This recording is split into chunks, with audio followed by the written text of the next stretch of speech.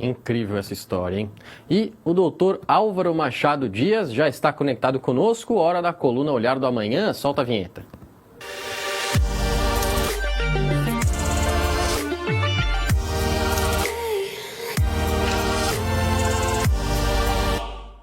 Vamos então colocar o doutor Álvaro aqui com a gente para conversar conosco nesta quarta-feira. Como de costume, doutor, muito boa noite, seja muito bem-vindo. Como vai? Tô ótimo, e você? Tudo certo. Bom, a gente tem mais um assunto aqui muito importante para tratar. Vamos falar de cibersegurança, porque você, né, doutor, escreveu uma coluna bem interessante na Folha de São Paulo sobre pirataria, mas com um ângulo um pouco diferente do que a gente está acostumado, né, quando a gente fala de pirataria, que eu vou explicar aí brevemente para depois a gente desenvolver. Primeiro falou sobre a pirataria, digamos, mais clássica, né, do sequestro de navios, que começou ainda séculos atrás, depois partiu para os tais piratas digitais que sequestram bancos de dados. Basicamente, eles atuam com ransomware, né, que é um software que encontra falhas, invade e controla computadores à distância. Bom, então vamos à primeira pergunta, doutor. Como esses grupos criminosos atuam exatamente, né? Estamos acostumados a noticiar golpes, mas a maioria das quadrilhas é pequena e faz como vítimas pessoas físicas, né, levando milhares de reais. Mas esses grupos faturam milhões muitas vezes, né? Certo? Sim, há uma profissionalização, por assim dizer, desse mercado do ransomware. Essa profissionalização envolve grupos, gangues, cada vez mais fortes e bem estruturadas. A tese que eu apresentei é o seguinte: ao contrário das quadrilhas tradicionais, neste caso, as mesmas figuras, os mesmos sujeitos estão por trás das diferentes gangues. Então você vê essas figuras surgindo, construindo essas facções criminosas, por assim dizer, e depois dissolvendo-as conforme elas ganham muita visibilidade para montar uma próxima. Então é diferente daquilo que a gente tem na América Latina com as organizações criminosas históricas que estão aí há bastante tempo. Então há uma agilidade, há uma busca de passar sob o radar da polícia, e os sequestros são muito grandes. Hoje em dia, a gente tem duas grandes dimensões, duas grandes verticais de ação. A primeira é o sequestro de banco de dados. Então, esse sequestro acontece diretamente através da identificação de uma vulnerabilidade na máquina, né? Seja o servidor, ou seja uma máquina local, o computador da pessoa, da empresa. E aí, de alguma maneira, esses dados são, assim, esse computador é travado. Muitas vezes não só o computador é travado, mas os dados são sequestrados mesmo, tá? E nesse sentido, até que esses são piratas também, porque tal como os piratas roubam a carga dos navios, a maior parte das vezes, ou sequestram os navios, aqui o caso também é ou se sequestra ou se efetivamente leva os dados. De qualquer maneira, essa é uma forma de ação. Uma outra forma de ação que neste momento está em destaque em função da Lockbit, que é a principal quadrilha de ransomware do mundo, que teve assim, o seu desmantelo parcial nas últimas semanas, na última semana, na verdade, é o chamado Ransomware as a Service. O que isso quer dizer? A Lockbit, né, sobretudo esse sujeito que a gente não sabe quem é, que é o mastermind da empresa, desenvolve o software e licencia, por assim dizer, para esses o que são chamados de afiliados, que vão efetivamente cometer ali os sequestros de dados e vão fazer a extorsão e tudo mais. Então, nesse caso, a gente tem um movimento em escala. Isso daí é bastante novo e eu diria que mostra uma tendência neste mercado de concentração do poder nas mãos desses hiperespecialistas do crime, assim, dessas pessoas que entendem de verdade como criar esse produto criminoso com eficiência. Crime muito moderno, né, por assim dizer. É uma versão totalmente nova do tradicional, do estelionato básico, do golpe do Pix e outros mais, que é um negócio super sofisticado. Né?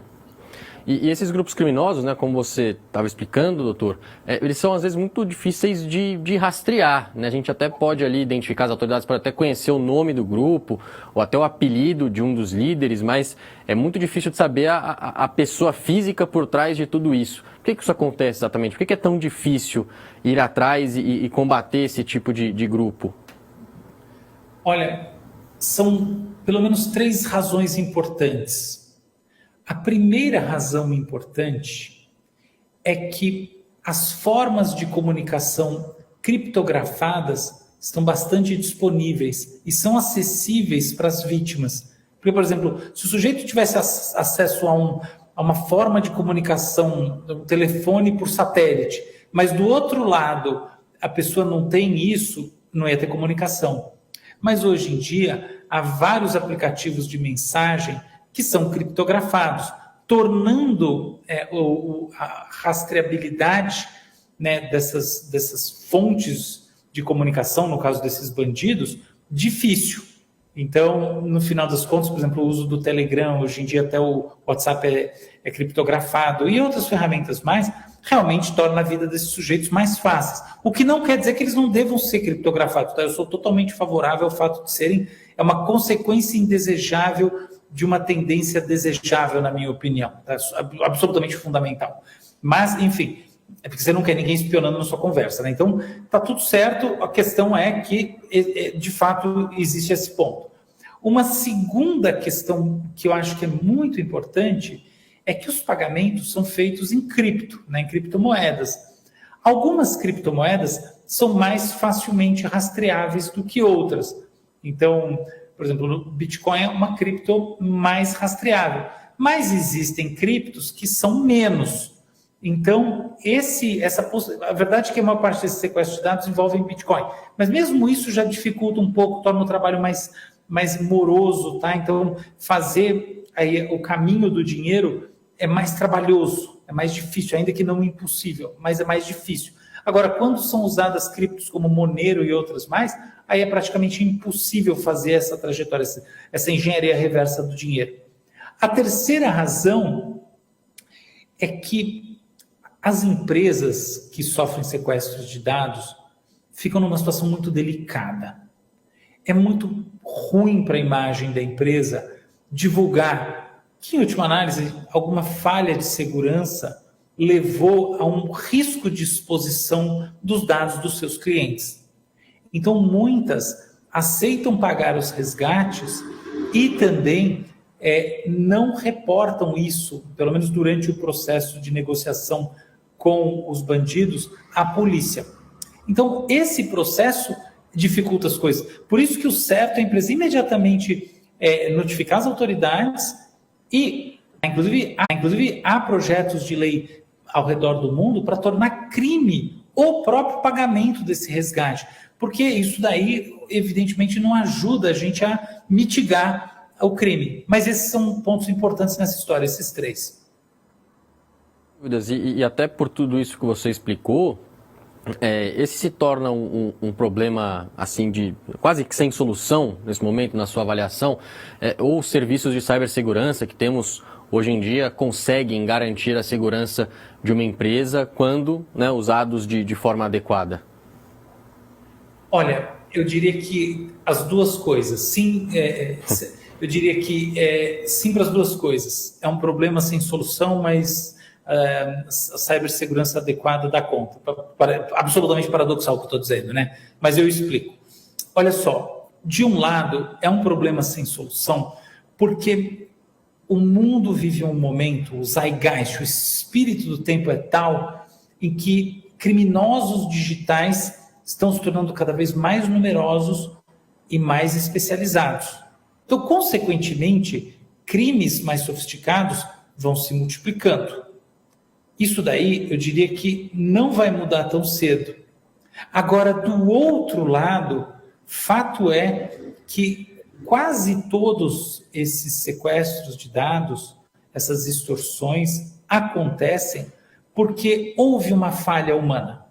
Ou foi uma falha no sentido do que é chamado de engenharia social, alguém foi induzido a clicar num link que não poderia, né, no computador da empresa, ou aceder uma senha, ou qualquer, sabe, fazer alguma bobagem, né? Houve uma ingenuidade, ou então é porque os sistemas de segurança não foram implementados ou não estão atualizados. Então, esse é um ponto delicado da coisa. Então, de fato, é possível mitigar risco. E não necessariamente é necessário contratar uma empresa para isso, tá? Depende, se a empresa é médio, grande, é necessário sim, porque é difícil. Mas para coisas menores, nem é necessário. O importante é que é preciso olhar para a questão. Isso é o que pouca gente faz. Essa questão da segurança, ela é tratada como se fosse algo distante da vida das pessoas e das empresas. Esse é o ponto. Maravilha, uma aula aqui, explicação, né? A gente é muito importante ouvir justamente que são coisas que não se excluem, né? Ao mesmo tempo que é importante investir em cibersegurança, é preciso entender que, apesar disso, você talvez não esteja 100% seguro, porque está ali sujeito a um erro humano, ou enfim, a não aplicação correta daquela tecnologia, e isso é fundamental. Nós conversamos aqui com o nosso colunista, o Álvaro Machado Dias, que é neurocientista e futurista. Álvaro, muito obrigado pela sua participação. Você que volta na quarta-feira que vem, neste mesmo horário, neste mesmo canal.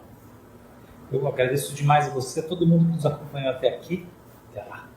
Até, valeu. Sempre importante discutir cibersegurança, né? Então, é claro que nós, como pessoas físicas, também precisamos nos cuidar, mas quando a gente está falando de empresa, valores astronômicos ali de dinheiro, milhões e milhões de reais, de dólares, o alvo, né, fica um alvo ainda mais visado aí por parte de cybercriminosos.